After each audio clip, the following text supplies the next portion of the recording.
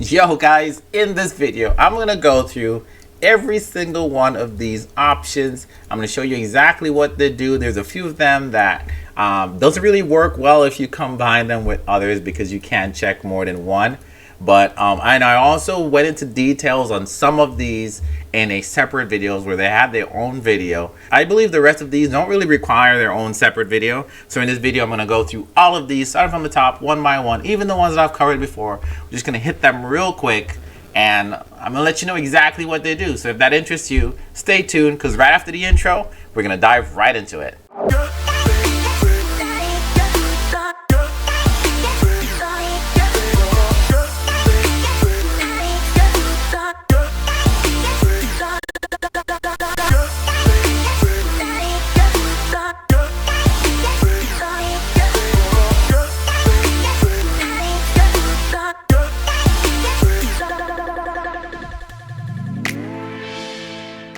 And here we are about to dive into it, which is a lie because I'm going to sit into it because I'm sitting, not diving.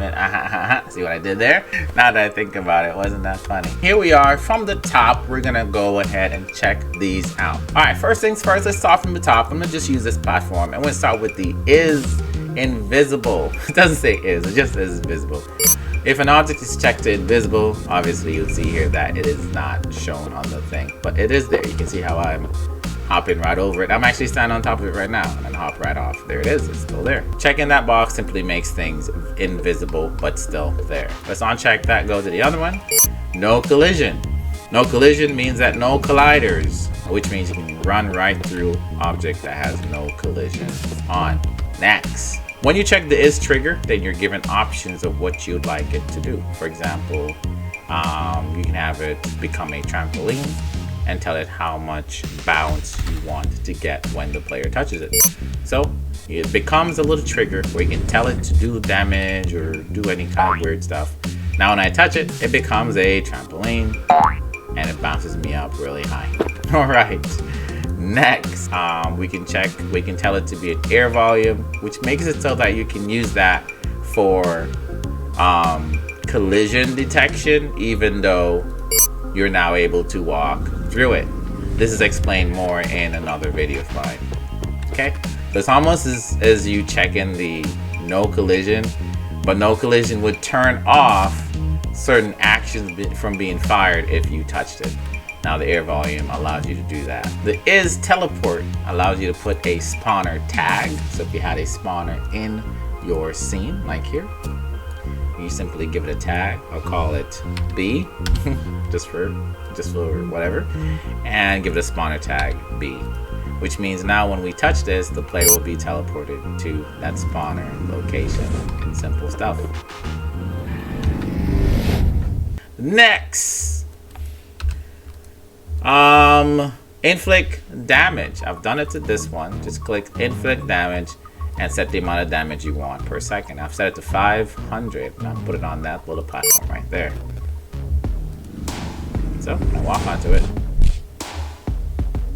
don't worry though, we'll respawn at our spawn location. Next, conveyor. You can put this on anything you want to turn into a conveyor belt. I'll set it to 90, and how fast? I'll say about 5. Hit play. It's now a conveyor belt. Step on it, and it basically takes you around. There it is. Checkpoint. Now this is kind of cool. With a checkpoint, you will then give it a respawn tag as well, just like a spawner tag, where you want the player to respawn. I'll go into small details about this. So here's how it works. When you die, let's step onto this and take some damage. When you die, you'll respawn back to the 0 coordinates, the center of the map, just like so. Now this checkpoint tag allows you to change that default respawn point. So since when we touch this, we can set a checkpoint. All we have to do is then tag the spawner we want to be our checkpoint. And now that checkpoint is saved. So look at the difference here. When I die, I'm going to respawn at the default checkpoint, which is right here. But if I touch this first, boom, that checkpoint is set. So now when I die, I should respawn over the tag, where the little tag was. See? Next is pickup. Now you don't need to be in the is trigger to check the is pickup. Is pickup is where you can create pickups. But by checking it, anything you touch will then disappear. Boop. Easy. There's a separate video on pickup that you can check out for more details. The is destructible. Now this one's pretty fun. Let me just tell you about it. You're allowed to give this object a certain amount of health. And then when you're playing games where you have like guns and projectiles in it, that simply means that how many times can you hit this before it actually disappears and becomes invisible or destroy itself. And so that's what the is destructible does. So let's go on down the list and see what else we can look at. Custom scale. This allows you to customize how much texture is revealed on the object. Customize your scale. Environment map. This allows the environment to be reflected on your object, which is pretty cool. I like it. PBR, also explained in the other video.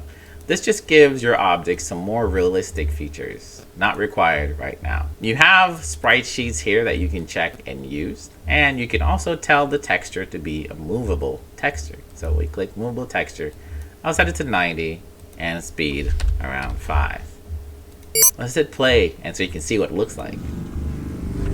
Ooh, now it really looks like a conveyor belt, except it's just a texture. The is conveyor is turned off, but it would really match if I did have it on. Let's see how it looks if I did have that on. All we have to do is go back to the object, go to the is trigger, set the conveyor. Now set it to the same direction, 90, and about the same speed.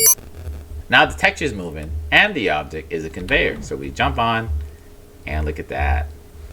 Looks pretty legit. There we go. Now the is video.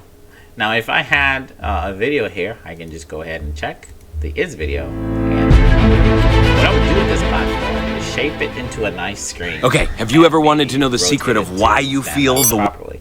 If I hit play right now, look at it, you can see that I indeed have a video here. Okay, have you ever wanted to know the secret? So here we are, casting and receiving shadow. Let's go ahead and uncheck cast and shadow, which means will this object produce a shadow? Uncheck that, and you can see the shadow below it will disappear.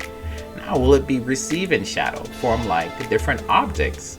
You see how there's a shadow being displayed on this platform? That is the platform receiving shadow. So simply uncheck that if you don't want to receive shadows either. And that's it, guys. Hopefully this covered all the checkboxes that I saw in the object details here. And if you wanted more of these and more details, there are some videos I already released and coming out that will explain more of these in more detail. This was just a quick overview to hopefully produce some knowledge so you kind of have an idea of what these things are doing, but then you can spend the time to mess around with them to really understand their full potential. As always, keep modding, and I'll catch you in the next one.